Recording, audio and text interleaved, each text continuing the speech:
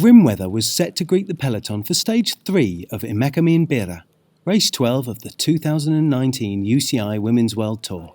Cold rain and wind hampered the teams as they prepared in the small town of Murcia for the 98-kilometre stage to the Hermitage at Santa Teodosia at the top of a fearsome closing climb. Yeah, today will be hard to finish, and I think after 2 days racing it's already everyone tired, so it's even harder, but I will try something also before. I think I don't have anything to lose.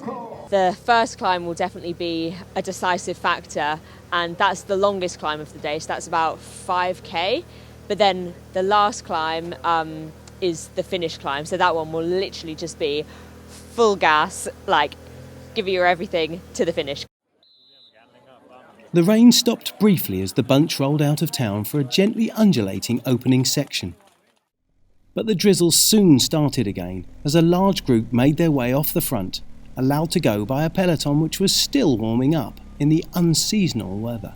Such a big group was never likely to be allowed too much room though, and they were soon caught, allowing Canyon SRAM's Tanya Erat to take maximum points in the points competition. The race then settled until, with just over 50 kilometres remaining, a series of attacks began which ultimately resulted in 2 women escaping the bunch.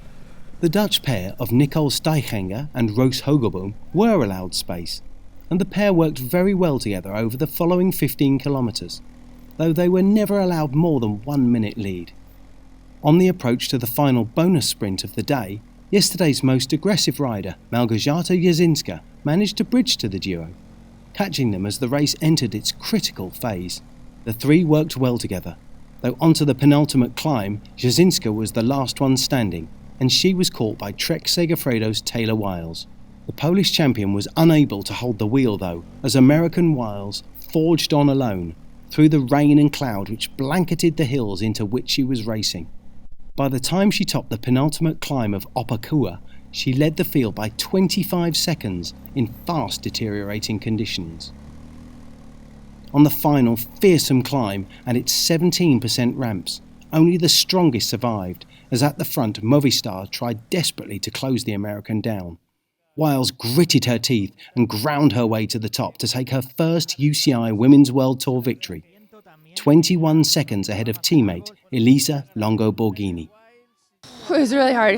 I'm still emotional, I think, because it was brutal. It was the longest kilometer of my life. I think we've been pushing really hard, and we've been really close to a lot of wins, and all the girls were behind me today, and to go first and second on the stage is pretty incredible. We started the week looking for a stage win, and in the end Taylor, who's always a hard worker, got it, and we are all happy for her because she's always working for the team and sacrificing herself. So this is the best way to give all the work she's always doing back to her. For me, it was worse in between the 2 climbs because all the Movistar team put in the front and doing a really hard pace.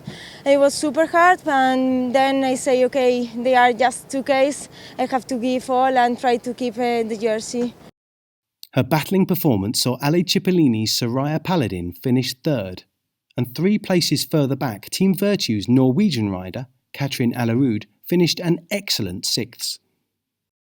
Amanda Spratt's 5th place was enough for her to hang on to the overall lead, though Elisa Longo Borghini and stage winner Wiles have moved into 3rd and 4th respectively.